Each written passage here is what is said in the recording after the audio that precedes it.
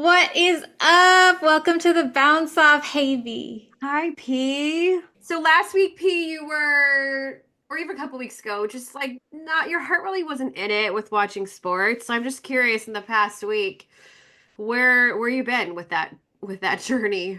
I'm not watching sports, but I am excited to watch the Super Bowl, which I feel like a lot of people are not. Like, I actually do want to watch this game because I'm interested. I also like everyone, we should talk about this, but everyone was like messaging me about the NBA trades as though it was like the hottest news of the week. And meanwhile, is like Trump just like released all the water in California to just like flow into whatever oblivion. And so I'm just like, wait, what happened? There, you know what? It was a very big trade, and Yes. Okay. So here's something that I now have fully like read up on it and we can talk about it. But one of the things that I saw when I was reading up on it was like these memes of can you explain this Luka Doncic Anthony Davis trade to like girls? And so people are saying it's like Destiny Child trading Beyonce with TLC for Chili. And I'm like, wait. I need to bring this up with V because I don't know if this analogy is really working for me. Because the thing is, like, Lakers fans are pissed to lose Anthony Davis, and Mavericks fans are pissed to lose Luca. So it's kind of like both players were beloved and valued. So it doesn't seem like either one. I guess the Beyonce Chili thing is because both of those people are valuable on the, but I don't think that that's what that meme is trying to say. well, okay. So if those two singers were traded, we would be like, "Holy shit, this is big," and this is weird. What's happening? Yeah. And that is 100% what the response has been so far in the world of Yeah. basketball. Now, note, we will have an expert on for an interview about this in a couple weeks Yes. to talk about this trade, but it is worth addressing, P, because it really is that big of a deal. Here's where I think I could pull you in, which is if you love a hot mess, you will love this story. Like, Yeah. Yeah. like truly, truly. I mean, I know But that you dove into it, but I'm just curious. Like, should we do? Let's do a context, maybe. yes. So what's interesting is, yeah, so like I have family in Texas who are like Dallas Mavs fans, and those guys are like, what the fuck? Like, no. And then all of my like LA Lakers people are like, what the fuck? No. But what I'm reading from sports journalists in like the LA camp is that this is a move on the part of the Lakers organization toward the future of the team. They are basically now with this decision sending the very clear message that we are no longer investing or bending over backwards in LeBron James's interests on this team. Our future is not about him anymore because LeBron basically brought Anthony Davis on. Those two are like, they work together. And so it's kind of like getting rid of him means you're kind of taking something out of the LeBron universe. And the fact that they've brought Luca in, who's like basically the star offensive scorer type, which is essentially LeBron's role, it's kind of like, bye. Like that's what's happening. And I think a lot of people in LA are here for that because I think Mm. LeBron's presence on the team has just felt really bloated, Yeah, you and know? could be done. Like he could retire at the end of the He season, could, and right. then This could be his last year. So the whole argument is like, are they working harder to try to get LeBron his last title? No, actually, they're working harder on what happens post LeBron, which is cool. I kind of like that. it's a good strategy. It's still weird, P.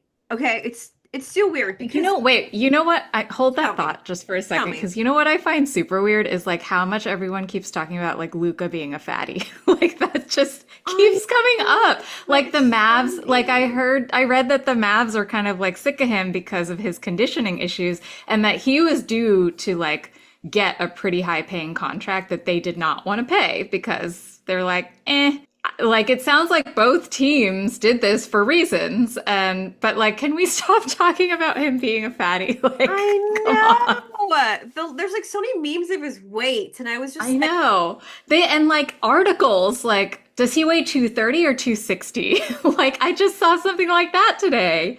honestly, like, could you imagine, like, if a female athlete was spoken about in this way? Like, it's not, Yikes. yeah, it's not cool Yeah. Hmm. either for him. But okay, so Luca is one of the best young basketball players in the world, P. Yeah. Right. And for 6 seasons, he really was the star player for the Dallas Mavericks. Yes. That's what I think what makes this so shocking is even though he was injured last year, he still led the Mavericks to the NBA Finals. Yeah. He's still only 25. And it seemed like that success was really on his back, like largely. Yes. Yes. So I get maybe the Lakers perspective, but why do you think P, like, if you're in the Mavericks ownership, why would you trade someone like that? My understanding is that perhaps they were seeing a bit of a decline. Like, there is no doubt that he is still one of the top players ever, but I think that there was some frustration around this conditioning issue, and that, like, whatever efforts they must have been going through to get him to work on that, like, maybe wasn't working. And then they're like, well, we're coming up on this time where we have to, like, really invest in this guy or decide yes or no. And so they're probably like, and then this trade, I don't even know how this got going, but it sounded like it was very secretive. And so as soon as these talks started, I'm sure they were kind of like, oh, this is an interesting option. Like, who the fuck knows, right? Like, how those Right. backroom deals happened. But it sounded like they were already ambivalent about him, which the fans don't feel, right? So there's definitely some like front office stuff. Yeah, this is just another one of those situations where the reality is this is a business and the Yeah. owners kind of knew what they were doing and didn't clue Yeah. in all the employees. But Correct. but if you're a business owner or an NBA owner, you are desperate for your own Luca on your team. Mm-hmm. Yeah. Even with the conditioning, like that is really the caliber of a player that he is. So I think that's part of why this is so shocking. But I did read a Sports Illustrated article where they sort of went back the last year, and apparently the Mavericks had kind of been getting rid of staff members who were so pro Luca and part of his conditioning team. And Oh. there's an interview with Luca, like when the season started, he's like, yeah, they keep getting rid of people that I really like. Oh, fuck. Yeah, so it's just like, whoa, this probably wasn't an overnight thing either, then, if there's been this frustration, the same one you're talking about, P. If that's true, then there is a little bit of like, there are some breadcrumbs along the way here that would provide some evidence to what you're saying. So they were already de-investing in him, even though they had this issue, like they were removing resources from his ability to work on it. That's weird. Okay. It feels so corporate, though, doesn't Yeah. it? Yeah. Well, yeah, exactly. Because we're like in the middle of corporations making all sorts of bullshit decisions right now. And that's exactly what it is. Like people are getting fucked over left and right. And I mean, in this case, it really feels like the fans took a big hit with this one. They were really up in arms. Yeah, apparently they're offering a $2,000 refund to season ticket For holders. season tickets? No, what the fuck? I think the Mavs are like, they like own their decision and holy fuck, we can't lose our season ticket holders. But okay, yes, so Mavs fans are mad, but there is also, people are also mad at the Lakers, P. Not just Lakers fans, I'm saying like general NBA fanship. There is anger towards the Lakers. Let's be clear, people always hate the Lakers. Correct. The Hollywood, they're famous, they And got they this win. franchise. They Yeah, win and they've on got occasion. this successful franchise, their Yeah. history. Are But they the Patriots of the NBA? oh my God, I would never go that far to Okay, say that okay. to I would never go that far, but there are people who love to not root for the Lakers. Hmm. It's just that the Lakers have a long history of acquiring star players in their prime. Yes. That's what they did with, God, all the way back to like Kareem Kareem. Abdul-Jabbar, yeah, Shaq, LeBron. So now Luka is on that list. Hmm. So when people see like, oh fuck, here go the Lakers again, getting a prime player in that, it just, I think So is that just like they hating because that, jelly? Okay. yes, yes, Okay. yes. There's just this like a group feeling of, are you fucking serious, dude? Like, come on. There's that type of flavor to it. But what is, because like we already have LeBron, right? Are people over LeBron? People don't care about LeBron anymore? Because like, is the fact that LeBron is also on the team contributing to that sentiment that you're talking about? I would say probably. It's probably a Yeah. contributing factor for sure. Because when the Lakers acquired Braun, there was again the same sentiment, like fucking here we go, Yeah, Lakers yeah, get. yeah. It's just But that, like, that one felt weird. That one felt like when the Galaxy got David Beckham, where it's just like, oh, he's just there to be the face. Like, he's not career-wise, he's not really there for their performance. So that's yes, what LeBron felt like. It felt like a brand thing. And then I just feel like it hasn't been that great. Like he's bringing the whole thing with his son, and like the yeah. Lakers have been bending over backward to accommodate someone who seems a little bit like he's being prima donna-ish. And so I could see just being like, no, we're ready for a young star that we can like mold to the Lakers' needs. And I think you're right. Like when you offer that perspective of why do such a big trade like this, I it would be a smart decision to form your team now in a post LeBron era. Don't get me wrong, I do think LeBron is incredible. I Yeah. think he is one of the greatest players to play this game. I cannot believe that him and I are like the same age and he's playing Right. competitive professional sports. That being said, you don't want to, as an owner, you don't want to find yourself now without this star franchise player because that's, as we talked about you and I before, P, like it's really actually about the star players that can Totally. bring your fans and then that love spreads to the rest of the team. And when LeBron is gone, I don't know who that will be. And now we do know who that will Now be. we have it. Well, that makes me think about like if the Mavs, if that organization is refunding season ticket holders, like they must have some kind of end game because clearly they know this is bad for business right now. So I'm wondering what other moves they have up their sleeve to like recoup this loss. Yeah, my guess is there's like some real faith in the long-term payoff on this. Uh-huh. And actually, God, just given the last 6 seasons of Luca's play, I think it's a pretty fair investment from my perspective. I don't Hmm. always support every single trade, and we'll talk about another NBA trade in a moment, but this one, it's fucking weird. It's fucking huge and I'm here to watch the hot mess unfold because neither of my team, which are the Warriors, are not directly involved in this one. Right. They're involved in another one that I'll talk about, but not in this one. Okay. Yeah, I don't hate this. I know that people love Anthony Davis, especially here, but I am Yes. excited for Luca to be on our team. P, have we ever talked about this? Are you a Lakers fan or a Clippers fan? If I had to choose, it would be Lakers just because, like, when I was growing up here, that was like their heyday, the Magic Johnson heyday. Yes. So that's very formative. But I don't, I would say basketball is like the major sport that I follow the least. Okay. Although we did go to a Clippers game, and the Clippers games are fun because you can get seats much closer for cheaper. Although now they have their own dome, and it's like supposed to be state of the art, the Intuit Dome. Right. So we'll see. Maybe Clippers games are the way to go. I mean, I've heard people who have a great time at the game. I don't know. I just remember growing up and it was always a joke to be a Clippers fan. Like Yeah, people totally. would I rag didn't on even, you. I don't think I even knew that team was a thing until like, like well into my adulthood.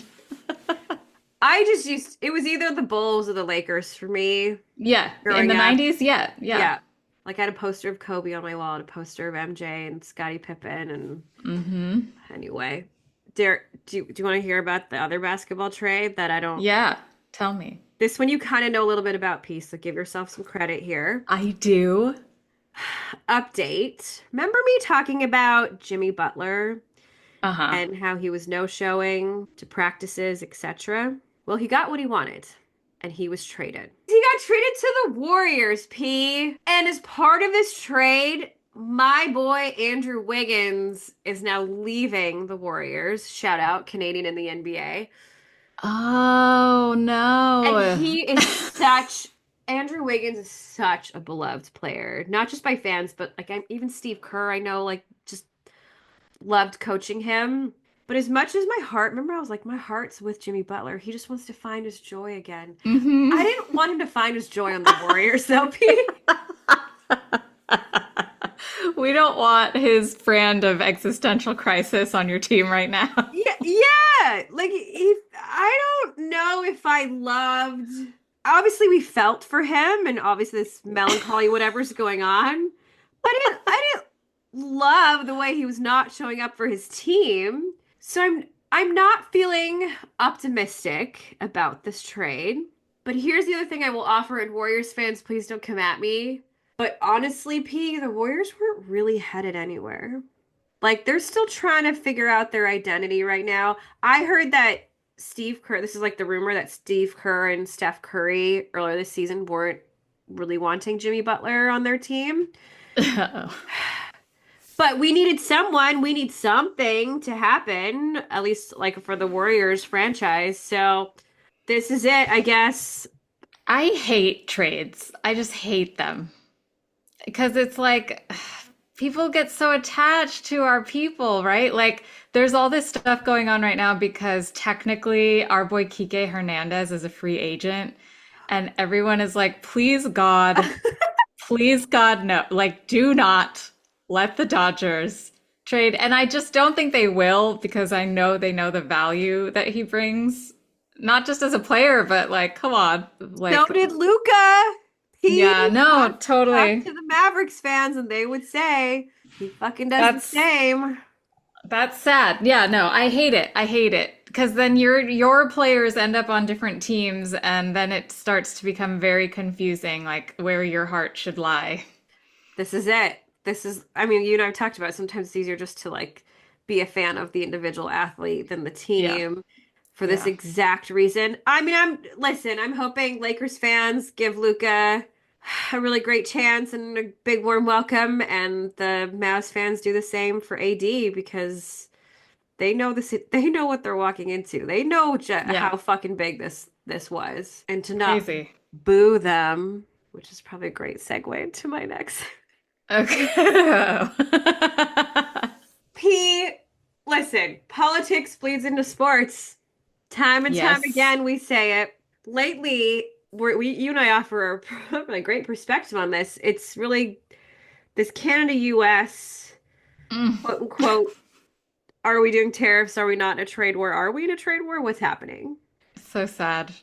I'm So, sorry to Canadians for causing any offense from America because yeah, that sucks, man. How we try to alienate our sister up there. yeah, dude, I thought we were cool. We are cool. We're Oh, cool. It sucks. God. But I will say, for the record, as like someone living up here, we're not lumping in all Americans. Like I just Oh, that's kind of you. That's very Canadian of you. Well, one of the things has been like, oh, you're like, oh yeah, fuck you, US, we're not going to buy your products. So they've been taking down US liquors off the shelves. But some liquor stores are starting with just the red states first. Like you're not going to get your Kentucky Okay. bourbon and You're your not going to get Tito's vodka, but you'll still buy Napa Valley wine. right. Okay, Yes. I'm happy to So, hear that because I was worried about our wine country. and I will tell you, if there's anyone that we're like, oh, you want us to be a 51st state? We would actually love to welcome Washington, Oregon, and California Yes, please, to please. I love Cascadia. this plan. Can we just roll us right into Canada? Because I would love that. Oh man, it's it's funny because it's like we laugh because we don't cry, but it is showing up in sports, and I do think it's actually really funny the way it's showing up in sports. So recently, anytime a Canadian team is playing an American team, Canadians have been booing the American national anthem. I want to share with you a clip from Yes. the most recent Raptors game. Oh, the Raptors. This isn't even hockey. Oh, it started in hockey and now it's in basketball. Like this is, and by the way, this clip is from after the tariffs were announced that they were going to be paused for That it 30 was, days. yeah, uh-huh. No, we're not buying any of that shit. We're still gonna No, boo. dude, fair, valid. So I just want to share this clip, and then I'll talk about why this is of note. Okay. Oh my God. Would you please welcome 15-year-old Kyra Daniel? Oh no, it's a teenager singing it. No. Wait, that's that's so fucked up. No, this poor girl. She's he literally said 15-year-old. No, that poor girl. She kept going. I think he says 15 just to be like, yo, To make sure. people. The other Canadians are like, fuck that. No. Please, please, Canada, do not bring any more children to sing this anthem right now. That is so sad. Oh my God. Okay, I'm so glad you caught that because it's been happening so many more times. Now sports organizations are like, we can't really say don't boo. But maybe what we should do is we should make sure we don't have young or inexperienced singers doing these anthems because it might not be the best confidence booster. No, that's so sad. Can you imagine this poor girl? She was probably already so nervous and she sounded so beautiful and she had to just keep going. That's so sad. I'm sad. I laughed so hard, P. Oh my God. No. I just think it's just so great. Really, I really do. People are just like, whatever. Yeah, they're like, fuck this shit. But I will say, this was all fun and games, but then something stupid happened where at a Nashville Predators hockey game, the American fans booed the Canadian national anthem. Oh, okay. Was it in Nashville? It was in Nashville. Yeah, so. You're like, duh, B. This explains itself. We're like, come on. Why are you booing us, bro? Like, we didn't do shit. Anyway, Ugh. I thought that clip made me laugh harder than it should have. Clearly, I'm releasing some pent up shit. Look, if I were a Canadian, I would probably be like, oh, that's my people. But as a singer, I'm like, I would be traumatized. Traumatized. They even they had her on the news station the next day, and I guess the organization is going to invite her back at some point. And I When feel diplomatic relations have resolved themselves. when a poor 15-year-old's got herself wrapped up into a trade war. I know. So many casualties. Unnecessary Think of casualties. the children. Oh my God. Oh my God. That's so sad. Speaking of protesting the national anthem, I was thinking a lot about your efforts to get me to root for the Eagles. And Thank you for giving it more thought. Welcome to the Eagles side. Is that what you're about to say? No. Okay. What I'm about to talk about is a little bit more about why your efforts are kind of like putting lipstick on a pig. Okay. Not specifically to the Eagles, because the Eagles, I also learned something really great about Jalen Hurts having an all-female management team, which I love. I do really like him. He's very nice to look at. Harry, is the NFL the pig here? Yeah, the NFL is the pig. Okay, fair. Because I was thinking about okay, when did it start going south for me for the NFL? Because I came into NFL fandom in like 2011. And then a few years later is when all the Kaepernick stuff went down. And I had like a really real reckoning where I was Mm. like, I don't want to partake in this anymore. I don't want to watch these games. I don't like the dynamics. And I do remember, he got so blacklisted. And then other players who came in support of him also got blacklisted until the following season when it was cooler to do it. And then you see teams like the Eagles and all these other teams jumping on the bandwagon. But before that, there was actually a Kansas City player who went out on a limb. He was one of the first players to do the fist. Oh, Yeah, this was Marcus Peters. So and this was like then after Brandon Marshall, who knelt, like lost all his I sponsorships. remember that. So I'm kind of like, yeah, so there have been individual players, people speaking out, but it just feels like those voices are so drowned out by this like larger corporate culture of the NFL and how much it reflects some of like the white supremacy values that we're seeing in this administration right now. So yeah, it's rough, and that's why like I'm just like letting my Schadenfreude dictate my interest in this game. And I just want to see some miserable Philadelphia fans. That's what I want. I want to see Mahomes miserable, mostly his wife. I want to see. Yeah, I want, like, how can we make his wife miserable? P, mad respect on that because I will say, I don't know if I've ever shared this, but when the chaos was happening around Colin Kaepernick, I did not watch the NFL for probably a good 2 seasons. I didn't watch a Yeah, single game. yeah. And that wasn't the first time I've done that. A few years before that, I don't know if it was Ray Lewis or another player who had been charged with domestic violence. Mm-hmm. And that's when I learned that an NFL player gets more games suspended for marijuana in their system than for domestic violence. Oh my God. I'm not even kidding. I think he was suspended like maybe a game, and with marijuana, it was like 4 games. There was Jeez. there was something just so wackadoodle when I learned that. And again, guess what? That season, I was like, I can't do this, and Mm-hmm. so I just stopped watching. And full permission to just decide this creates way more cognitive dissonance and stress for me to engage with this sporting event or this athlete or whatever it is. And for all I know, I could be sitting there watching the Super Bowl and it's going to happen. And Yeah. I'm going to be like, you know what? I'm just going to watch this later when I can fast forward through some Yeah. stuff.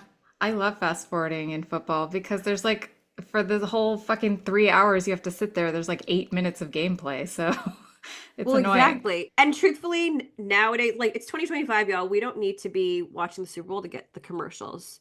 No. It's like, Yeah, they're all releasing early anyway. And this is like, it. I'll YouTube. just, I've got to just keep making trips back to the buffet table for my chili. And that's what I will be doing. Is chili your Super Bowl snack of choice? I love chili. We are making chili because we hate going to Super Bowl parties where the food spread is like not Super Bowl enough. And so we are taking matters into our own hands and bringing the chili with all the fixins. Mad respect. Obviously, y'all who are listening, we're recording this before the Super Bowl has happened. But I'm with you. I mean, I jokingly said like 7-layer dip and buffalo wings, but no, that's real. Like I want to see that. I Yeah, want to see a you good want to plate see of that? nachos. Oh, Yeah, nachos. You want to see jalapeno poppers, but you want to see the ones that were made from frozen. You don't want people like fancying up those fucking jalapeno ugh. poppers. California, don't throw sprouts on your fucking poppers, dude. Like, Or like don't use the real, like people use like the real jalapenos and they make them like real, and I'm like super mad respect. I don't want this. I want the ones that you bought in the freezer section from TGI Fridays. Like that's what I want. yeah, it's like great permission to eat shit food, Yeah, honestly. it's the best. I will say this. There are going to be times during this podcast where I completely dip out of a sport. Hmm. Likely, probably something has happened. I can't even tell you if and when I'll jump back into it. But the NFL has certainly been, in the last 10 years for me, one of those leagues where I have been in and out, in and out. And so, yeah, don't need to convince me it is lipstick on a pig. It really truly is. Yeah. And yeah, I think some of the toxicity of the NFL is only going to be emboldened right now. So we'll have to see. Well, I'm hoping Kendrick Lamar is like a salve for whatever I might be feeling. And because he's Yeah, gonna, that's gonna be something, right? Like, what a choice. I'm still thinking about that, like, because I've been just listening to a bunch of his stuff on repeat this week, just getting myself hyped for this halftime show. And I'm like, shit, like, this is such a crazy choice for a halftime show for the NFL right now, Oh you my, know? yeah. Well, here's the thing that Kendrick does really well, which is he's not going to be that explicit. Like, he's not going to be on the recording of Fuck Donald Trump like Eminem was on that song, but he will do something that is politically charged that makes a Yep, statement. yep. And next week you'll hear a breakdown of it, and I can't wait to see what that is. I know, I'm really excited. P, you mentioned toxicity. Can I give you an update on something related to Yeah, toxicity? yes. Okay, this is an update on a pretty big legal matter that's going on. And it dates back to the 2023 World Cup soccer trophy ceremony. I don't know if you remember when now the ex-Spanish Football Federation president forcibly kissed one of the players during the trophy Yes. ceremony. Jenny Hermoso is her name. So this is now in court in Spain as we speak. Amazing. Okay. So she testified and she said, I felt disrespected. It stayed one of the happiest days of my life. My boss was kissing me, and this should not happen in any social or work setting. Or in front of, like, it's just so undermining. It happens in front of the world. Yeah, which tells you that he clearly felt some entitlement, didn't see anything wrong Yeah. with it. And it reduces, like, what she just accomplished to, like, this stupid, like, violation moment. Just, I think a lot of women know that feeling, have been close to that feeling, or unfortunately have experienced that. He's denying the charges because dude's gonna dude. But here's the thing: he's not just on trial for this, what they're calling sexual assault, but also for attempting to coerce her into telling the public that the kiss was consensual. So if you don't want to go ahead and look at the video of it, you don't have to. But basically, what he does is he grabs her by the ears and kisses her on the mouth. Gross. And what she's testifying is that he asked her to record a social media video with him on the flight home from Australia to basically exonerate him in the public eye. Oh, that's so fucked up. So fucked up. She stuck to her guns and she said, no, I'm not going to do any of that. Here's the more fucked up thing, which, again, we know no one is operating solo. 3 other men, including the head coach at that time, are also on trial for their attempts to force her into publicly supporting Luis, I forget his name, like Rubiales, the Federation president, in the aftermath. So 3 other men, as part of the staff on that team, were also like, hey, come on, can you just like publicly Ew. support him and exonerate him? Oh, that's terrible. It's terrible. The trial is 10 days long. There are apparently other high profile witnesses, including some of her World Cup teammates, that are going to take the stand. If he's found guilty, he could face up to 4 years in prison. The chances of that likely happening are probably pretty slim. Yeah. After that incident, he was forced to resign. He's now serving a FIFA imposed 3-year ban that's set to expire next year. So it would be nice to have him in jail. But all that to say, this shocked the world when it happened like a year and a Mm-hmm. half ago, that it happened right on TV, and everyone, like, I remember watching it being like, wait, what? Mm-hmm. Then you find out that they're not a couple and what's happening here. And the reason why I bring it up is because we talk a lot about, of course, championing girls and women in sport. And part of that championing, part of that pioneering is, unfortunately, putting us more at risk of things like this. And what I love is that she is standing firm in her values And there are going to be other women who take the stand to support her because I think that's really the way we got to do this. Hmm. And one can only hope they use him as an example for other people, other men who might be considering being an asshole in this way, but just wanted to share that as we talk about toxicity. Well, it's hard right now. I mean, Trump just issued a ban on trans athletes in women's sports. And, so there's a lot of championing that needs doing and just people getting lost in the fray. Like just athletes who want to athlete. Yeah, I just want to play It's the fucking it's sad. game. Yeah, it's sad. And you and I talk so much about female athletes being the focus, but this is what I'm also talking about. Coaching staff, Hmm. executives, leadership. Like we need Yep. women represented all sorts of level of sport here. And we need the men in power to step up because there have been coaches who have defended their trans athletes. And if we don't have them doing that, again, like the burden falls back on the women to do all of this labor. So, yeah, we need that from the top. Preach. Preach, P. Wait, we talk about Tiger Woods every week. And I just wanted to bring it up this week because he Listen. just lost his mama. P, I've been talking about Tiger Woods since every single week since 1997, so I'm Well, we were okay. kind of like we like rehashed more stuff about him last week and then his mom just And died. then his mom passed away, It's which sad. it is really sad because, I mean, as a golf fan, you've seen her Yeah. on the sidelines really since the day he came onto the scene. And he has only spoken so highly of her and her role Mhm. in getting him into sport, driving him to tournaments. She's the reason why if you've ever seen his golf club set, he has a tiger like head cover. Yeah. Um, and I guess when he started to travel for tournaments and started to go national out of Southern California, she couldn't be with him every single tournament. So she had like embroidered "Love You Always" or like embroidered something on this like stuffy tiger that he would take with him. Oh. Ugh, moms, I love him. Hmm. And he just, he's like in his 40s and he's still rocking that. You just can tell that there's obviously There's a bond. Yeah, there's a there always bond. has been. Yeah, she's been kind of just right alongside with him. So that's a rough one, Tiger. We're feeling for you.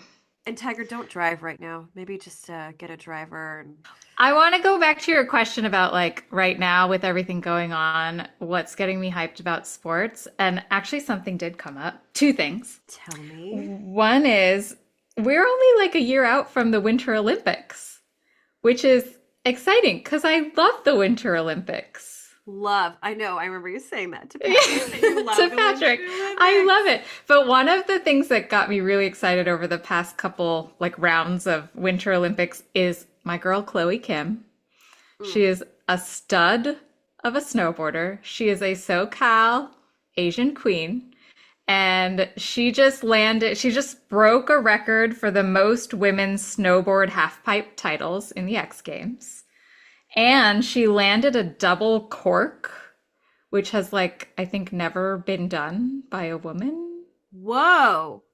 Okay, now Yeah. I'm gonna have to watch a video of what the double Now you cork have to, is. yeah, I know. I was like trying to figure out. I was watching the whole video and I don't know exactly which one is the double cork, but she just looked rad because she's Double rad. cork sounds like a really inappropriate There's so name, many doesn't it? fun X Games words. But yeah, I love Chloe Kim, and it made me feel like, oh fuck yes, that's coming up. Like, Yes. and like also we forget that stuff like the X Games happens every year, and I should be watching that because I love that shit. The X Games is pretty incredible. For some reason, I feel like it was bigger years ago, right? Yeah, I used to watch it a lot, and now I guess like I don't know, we're busier. We have more stuff to watch. I I don't was just know. about to say, like, what is that? Did the market get saturated with other events? Did it? Yeah, I But I don't know. mean, when like literally, if I see the Red Bull logo, I think X Games. Like that's how tightly those two have been branded in my mind. Yeah, yeah, But I will say, plug, like you were saying, now's the time where those athletes are really going to be trying to qualify and they're picking up yeah. their game. And it's actually probably a really exciting time to be watching any winter sport. Another exciting thing, I'm going to be talking about the Grammys later when we get to our obsessions, but one of the Grammy winners is actually sports adjacent because the Grammy winner for Best Metal Performance went to Gojira in the Olympics opening ceremonies. Do you remember that segment where they're at the conciergerie, the old prison, and it's like Marie Antoinette with her head cut off? Yes. And then How it can you just like forget? goes into like a hardcore metal performance. That performance just won a Grammy. That's fucking dope. Yeah. I didn't even realize they gave a Grammy for performances. But now you're taking me back to that entire thing. Oh, that was so dope. That's really cool. Yeah. I know. I was like really excited about that.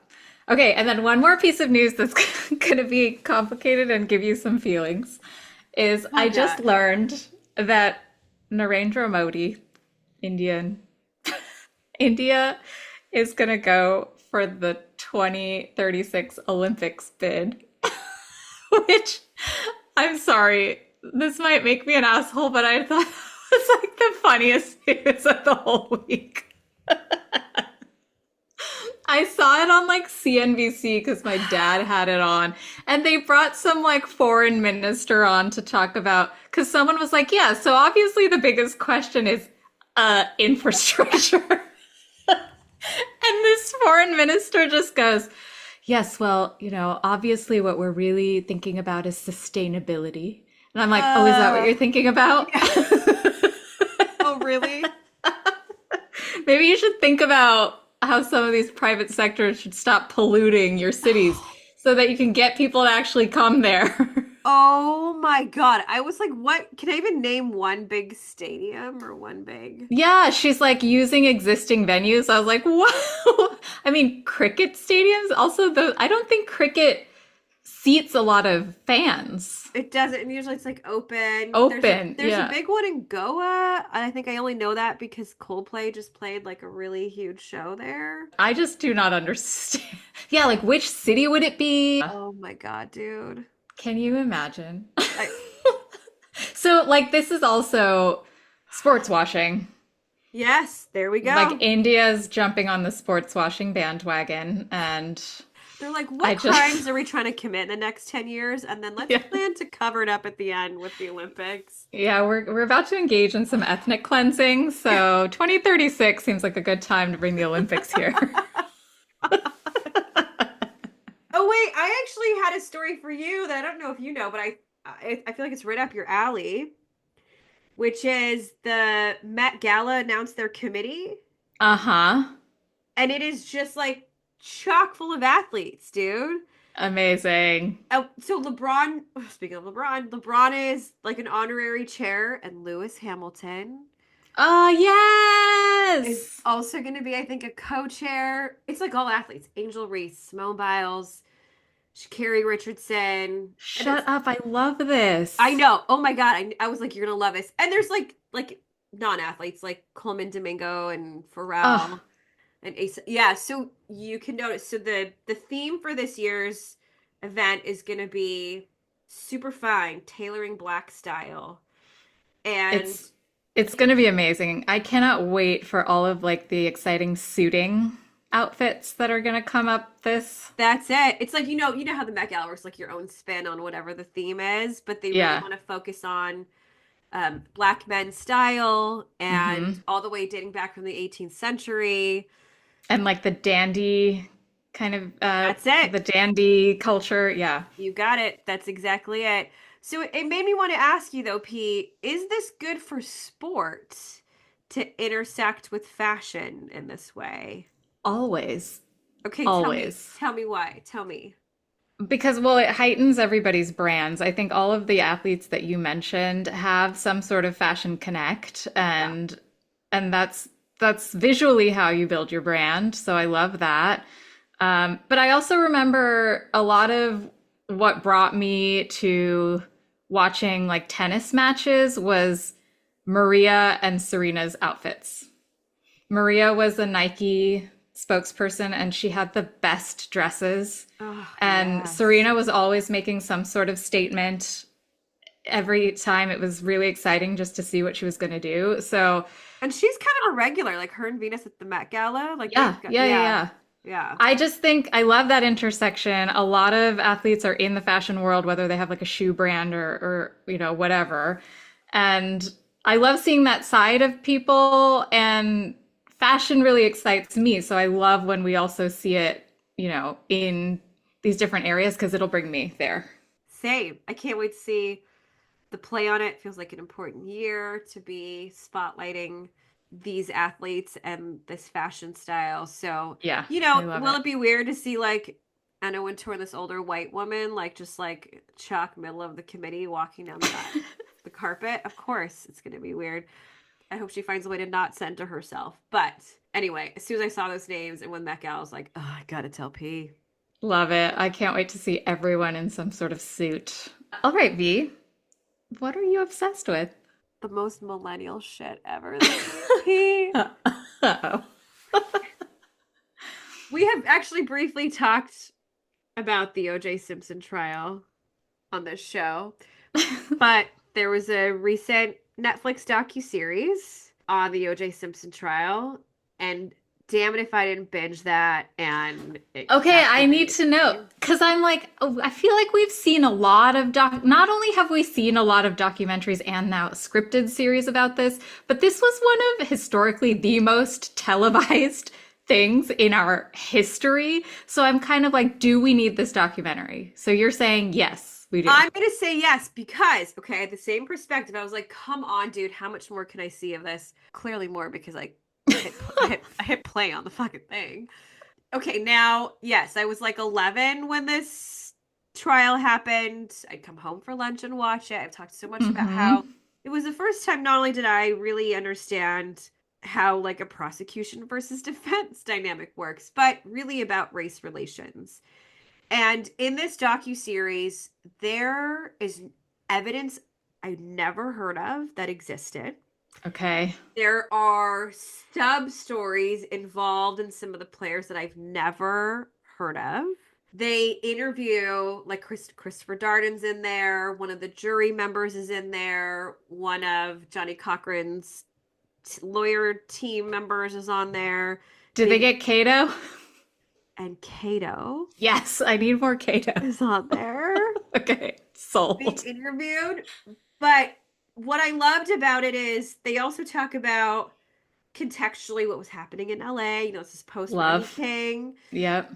as well as the impact decades later, not only on them personally, their family Hmm. lives, which, oh my goodness, but also what did we learn from that has now made its way into the way justice procedures are handled. Like maybe not a good idea to televise the No, trial. no, that wasn't Maybe good. not a good idea to give OJ the choice of when he wants to turn himself in. That gave him the opportunity to even go in this Bronco and go down the freeway. But Iconic. they do also talk about OJ post this trial. So the civil suit that happened hit Hmm. him eventually ending up in jail for another crime. Hmm. I really liked it.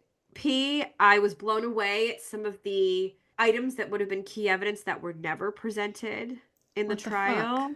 Okay. And they interview some of the DA's office. Like it's 4 episodes. It goes really quickly. If you are somebody who you've watched all the other OJ things already, I can promise you this will add something new to it. Okay, sold. I mean, you had me at Kato, but yeah, sold. And I mean, one of the things that all those OJ docs talks about is that Bronco chase happened during the NBA playoff final, wasn't it the final? And that like everybody, every station cut away from the final to follow this chase. Show the Bronco. And just the way that people flooded the freeways. Yeah, yeah. I didn't realize any of that. I didn't even realize Ronald like Goldman was there because he was dropping off glasses that were left at a restaurant earlier that night. Like Oh God, he wasn't even like supposed to be this is what I'm there. saying, like Oh, wrong time, like all these details that I never really truly understood. are told in a timeline fashion that I really appreciated. So Okay. I talk about obsessed. Like, listen, I am not great at staying up for movies anymore. Usually, I have to spread it over 2 nights. I'm not good at keeping up with series at all. But this one, I said fuck everything else, and I binged the shit out of it. So Okay. highly recommend. That's a great endorsement. Love that. Okay, okay, Peep. Now I really want to hear what are you obsessed with this week?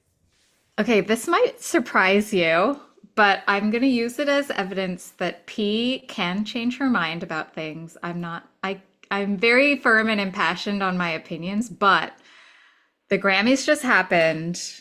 Beyonce just won Album of the Year for the first time in her career, and there's just like a lot of history and controversy there.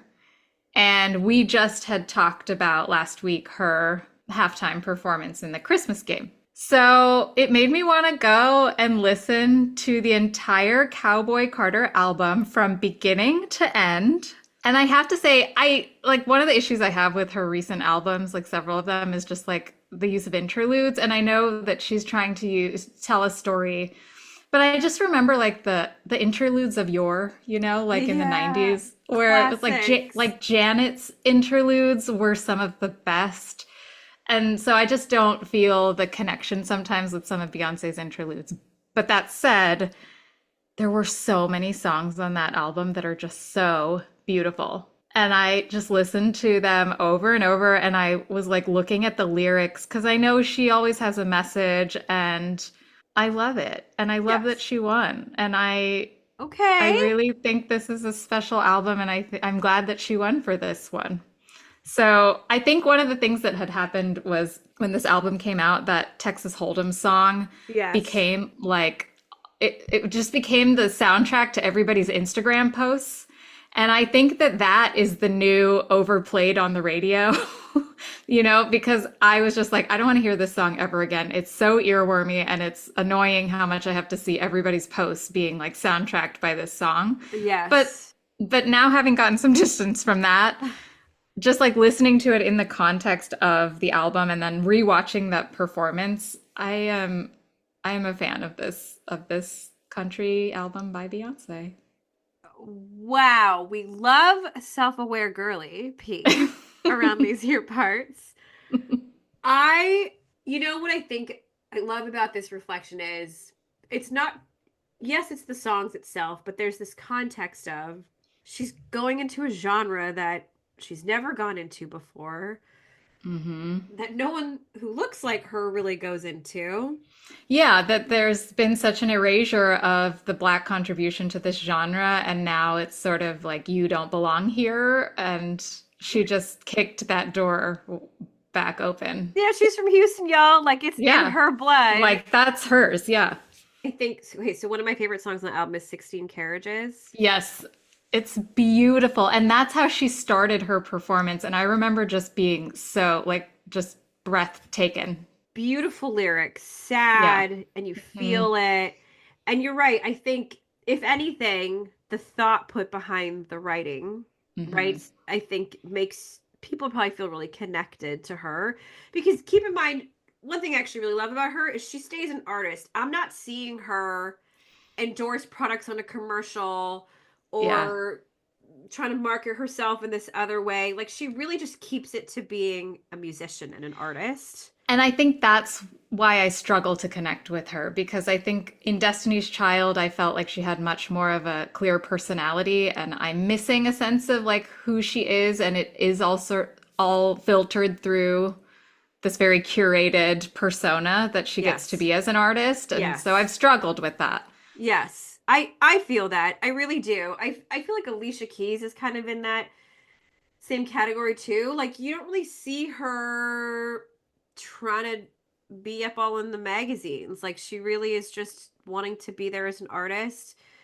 Both of them brought their kids to this ceremony, Hmm. which I was just like, I feel like I'm growing up with these women, And it's just like Yeah. really lovely to see how like something like 16 characters where there's like some pain and some hurt and you're leaving your family and then she's here with her kid and was it worth it in the end and all these incredible things.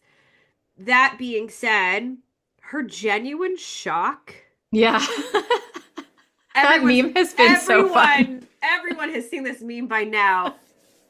It's just there is something really like she's still got a humble nature to her, you know? Like it's 20 plus years of winning the most awards, and yet you can still be shocked and surprised by even Jay-Z. There's like a freeze frame with Jay-Z's face, and he looks Yeah, he's fabulous. like, oh, Yeah, and yeah. I'm like, how Yeah. fun for them, you know? Like Yeah. it's and obviously to have like Blue Ivy there to see it.